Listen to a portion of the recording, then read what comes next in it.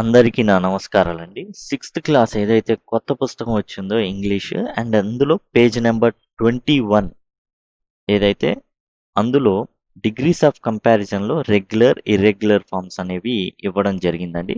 ఇది కొత్తగా వచ్చిన sixth class English text book నుండి చెప్పబడుతుంది. పేజ్ నెంబర్ 21లో ఉందన్నమాట. ఇక అసలు ఏంటి రెగ్యులర్ ఫార్మ్స్ ఏంటి, ఇర్రెగ్యులర్ ఫార్మ్స్ ఏంటి అనేది చెప్పుకుందాం. దానికన్నా ముందుగా డిగ్రీస్ ఆఫ్ కంపారిజన్లో మెయిన్ రోల్ ప్లే చేసేది యాడ్జెక్టివ్ అండి. యాడ్జెక్టివ్ అంటే తెలుగులో విశేషణం అంటారు. అంటే నౌన్ యొక్క క్వాలిటీని నౌన్ గురించి చెప్తుంది అనమాట.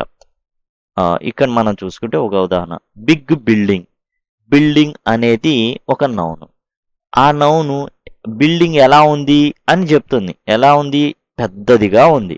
ఇప్పుడు ఈ యాడ్జెక్టివ్లోనే జనరల్గా మనం దీన్ని ఎలా చెప్తామంటే దానికన్నా పెద్దదిగా ఉంది, అన్నిటికన్నా పెద్దదిగా ఉంది అని చెప్తాం. అలా చెప్పే క్రమంలో పెద్ద బిల్డింగ్ అని చెప్పేదేమో పాజిటివ్ యాడ్జెక్టివ్ గాను, అట్లా కాకుండా బిగ్గర్ దానికన్నా పెద్దదిగా ఉంది అని చెప్పడానికి కంపారిటివ్ యాడ్జెక్టివ్ గాను, బిగ్గెస్ట్ అన్నిటికన్నా పెద్దదిగా ఉంది అని చెప్పడానికి సూపర్లేటివ్ యాడ్జెక్టివ్ గాను ఉంటాయి అన్నమాట. ఇప్పుడు ఈ విధంగా అన్నిటికీ బిగ్ అనే వాడలేం కాబట్టి దీనికి ఒక రూల్ పెట్టుకున్నాం. రెగ్యులర్గా ఏంటంటే జరిగేది ఈ విధమైన యాడ్జెక్టివ్స్కి బిగ్ అనేది పెద్దదిగా ఉంది అనడానికి ఈఆర్ పెడతారనమాట కంపారిటివ్లో. అంటే ఇంకో దానికన్నా పెద్దదిగా ఉంది అని చెప్పడానికి చివర్లో ఈఆర్ అనేది తగిలించడం జరుగుతుంది. అయితే ఇక్కడ మనం పలకడానికి భావన బిగర్ కన్నా బిగ్గర్ అని చెప్పడానికి సౌలభ్యంగా ఉంది కాబట్టి ఇంకో జీ చేర్చాం. ఆ విధంగానే సూపర్లేటివ్ అంటే అన్నిటికన్నా పెద్దదిగా ఉంది అని చెప్పడానికి ఈఎస్టి అనేది చివర చేర్పించబడుతుంది అనమాట. అది ఉంచండి. కోల్డ్ ఉంది. పాజిటివ్ యాడ్జెక్టివ్ అంటే పాజిటివ్ డిగ్రీలో వచ్చే యాడ్జెక్టివ్ కోల్డ్ అనమాట. అది కాస్త కంపారిటివ్లో ఈఆర్ చేర్చబడి కోల్డర్ గాను, సూపర్లేటివ్లో ఈఎస్టీ చేర్చబడి కోల్డెస్ట్ గాను అవుతుంది. మైటీకి ఈఆర్ చేర్చబడి మైటియర్. ఎప్పుడైనా సరే అండి వై చివర్లో ఉన్నప్పుడే మీరు స్టడీ తీసుకున్నారనుకోండి, సింపుల్ ప్రెజెంట్ టెన్స్లో మీకు వెర్బ్కి ఎస్ కానీ ఈఎస్ కానీ చేర్పేటప్పుడు కూడా చివర్లో స్టడీలో వై ఉన్నప్పుడు వై తీసివేయబడి ఐఈఎస్ అనేది చేర్చబడుతుంది. అట్లానే ఇక్కడ కూడా మైటీలో వై తీసేయబడి ఐఈఆర్ చేర్చబడుతుంది. మైటీఎస్ట్లో ఈఎస్టీ వై తీయబడి ఐ అనేది ఉంచబడుతుంది అనమాట. ఇది గమనించాల్సింది. మినహాయింపులన్నీ ఒక చోట ఇవ్వడం జరిగింది, దయచేసి గమనించగలరు.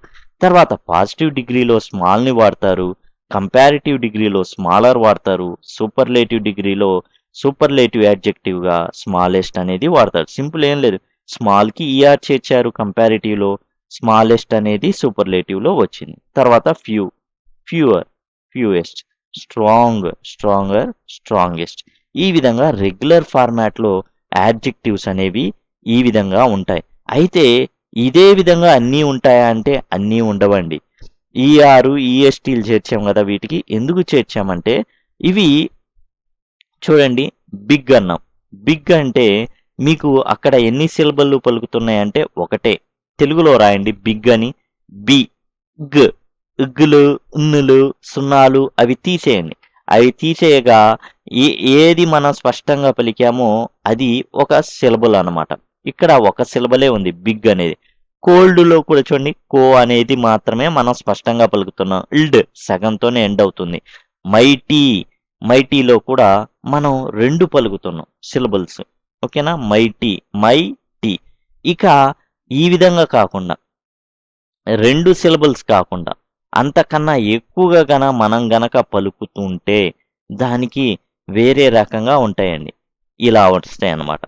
ఓకే, ఇప్పుడు మన పైన చెప్పుకున్నవన్నీ కూడా సింగిల్ సిలబుల్ లేదా డబుల్ సిలబుల్ అంటే 2 సిలబుల్. మనం చెప్పుకున్నాం బిగ్, బి అనేది పలుకుతున్నాం, ఇగ్ అనేది సగమే కట్ అవుతుంది. అలా కాకుండా మై ఒకటి స్పష్టంగా పలుకుతున్నాం, టీ అది కూడా స్పష్టంగా పలుకుతున్నాం, సగంలో కట్ అవ్వాల, 2 సిలబుల్స్. అలాంటి వాటికే మనం పాజిటివ్ నుంచి కంపారిటివ్లోకి మార్చుకునేటప్పుడు ఈఆర్ వాడాం, సూపర్లేటివ్ వాడుకునేటప్పుడు ఈఎస్టీ వాడాం. అలా కాకుండా 2 సిలబుల్ కన్నా కూడా ఎక్కువ ఉంటే చూడండి, బ్యూటిఫుల్ తెలుగులో రాయండి. ఓ పేపర్ తీసుకొని బ్యూటిఫుల్ 2 కన్నా ఎక్కువయింది. కాబట్టి అలాంటి వాటిని మనం ఏం చేస్తామంటే కంపారిటివ్లో మార్చేటప్పుడు మోర్ అని అతికిస్తాం.